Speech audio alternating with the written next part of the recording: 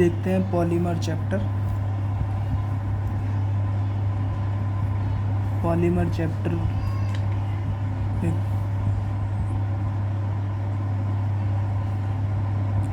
Polymers दो word से मिलकर के बना हुआ है,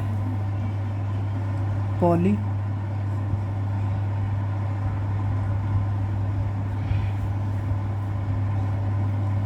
और मर्स। पॉली मीन्स होता है मैनी, मर्स मीन्स होता है यूनिट्स और पार्ट।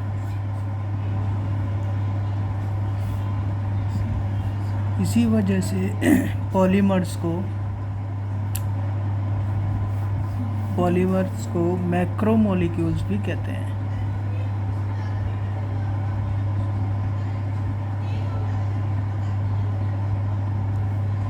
मैक्रोमोलिक्यूल के नाम से भी पॉलीमर्स को जानते हैं। पॉलीमर्स मैनी यूनिट्स यानी कि वो रिएक्शंस जिसमें बहुत सारी यूनिट्स मिलकर के एक कंपाउंड बनाती है, उस प्रोडक्ट को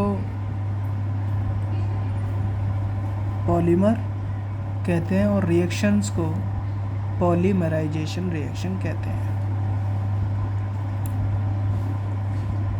दो प्रकार की पॉलीमराइजेशन रिएक्शन हो सकती है। ये दो प्रकार का प्रोडक्ट हो सकता है। पॉलीमर दो प्रकार के हो सकते हैं। एक तो होता है होमोपॉलीमर। होमोपॉलीमर्स में क्या होता है, जिसमें कि एक ही टाइप का रिएक्टेंट, एक ही टाइप की यूनिट्स होती हैं, जैसे कि पॉलीथीन।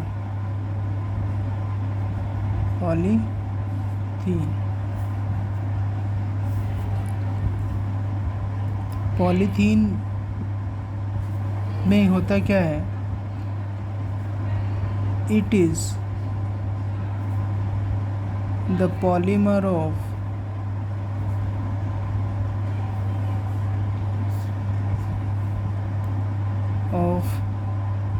एथीन। एथीन मतलब CH2 double bond CH2। Like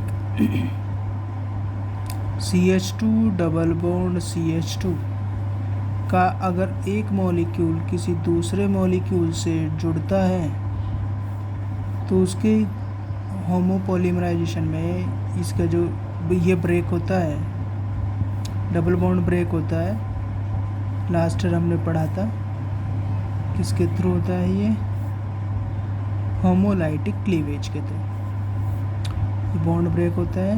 इसके इलेक्ट्रॉन इसके पास, इसके इलेक्ट्रॉन इसके पास, इसके इलेक्ट्रॉन इसके पास, इसके इलेक्ट्रॉन इसके पास, सब पर एक एक लोन पेयर हो जाता, एक एक इलेक्ट्रॉन आ जाता है।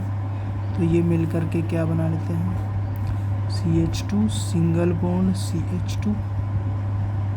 ठीक है भाई, ये इसी के साथ जुड़ जाता है, CH2 सिंगल बॉन्ड CH2, ये इसकी वैलेंसी रह जाती है।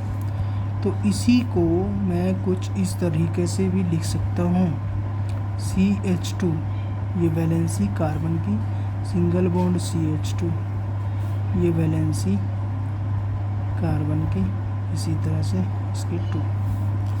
यानी कि अगर ये बहुत सारे हों तो ये N की जगह पर, जैसे कि अगर मैं यहीं पर एक एग्जांपल दे देता हूँ, जो इसमें लिखा जाता है वो कैसे लिखा जाता है, N CH2 double bond CH2 molecules मिलकर के पॉलीमराइजेशन रिएक्शन के दौरान CH2 single bond CH2 N molecules का एक कंपाउंड बनाते हैं, इसे कहते हैं पॉलीथीन। इसी को पॉलीथीन कहते हैं। अब ये जो पॉलीथीन होता है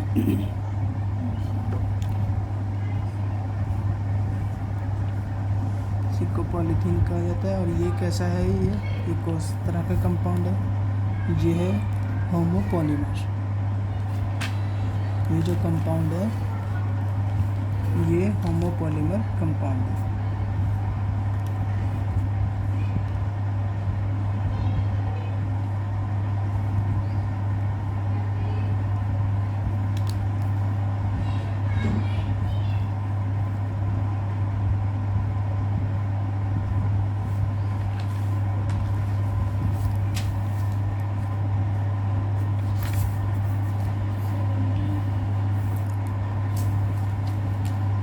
नेक्स्ट होता है कोपॉलीमर।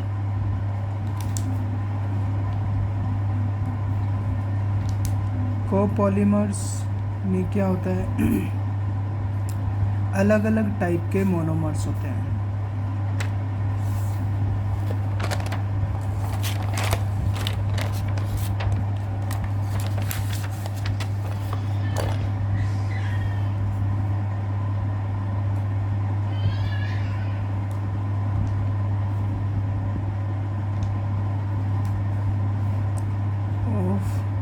मोनोमर्स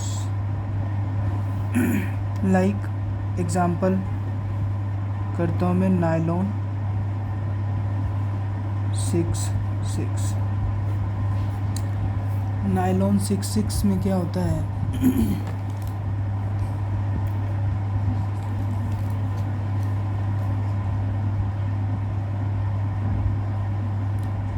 दो मोनोमर्स होते हैं, हेक्सा मिथाइलिन डाई एमीन। जैसे कि हेक्सामिथाइलिन को हम इस तरह से भी ले सकते हैं, CH2 का whole 6 NH2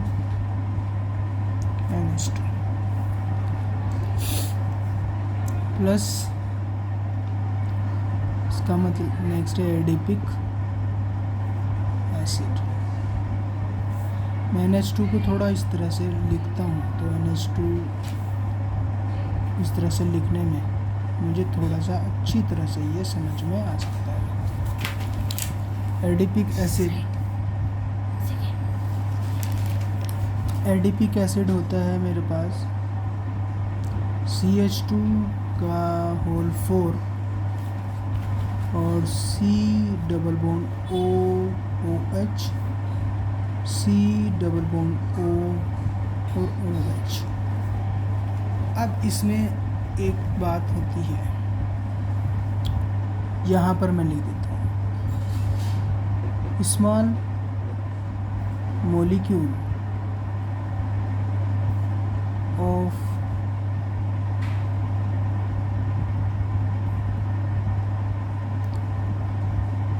product formed or removed।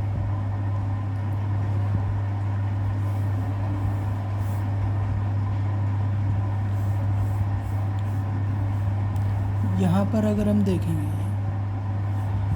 ये H और एडिपिक एसिड से OH ये रिमूव होता है और यहाँ पर बन जाता है -H2, ये निकल जाता है। यानी कि ये H और किसी दूसरी एडिपिक एसिड का OH मिल करके ये अलग हो जाता है।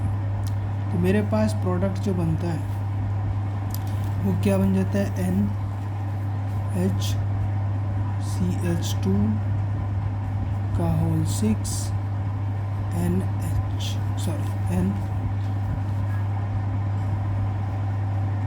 ये H, ये जो H है ये OH यहाँ से रिमूव हो गया, तो किससे रिलेक्ट हो करेगा, डबल बॉन्ड O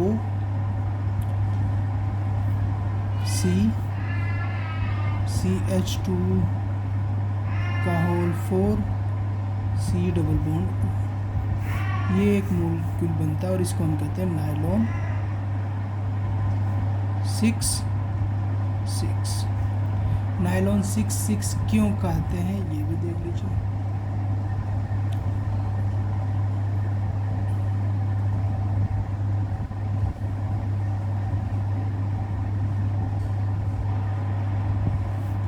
नायलॉन 6,6 कहते हैं क्योंकि इसमें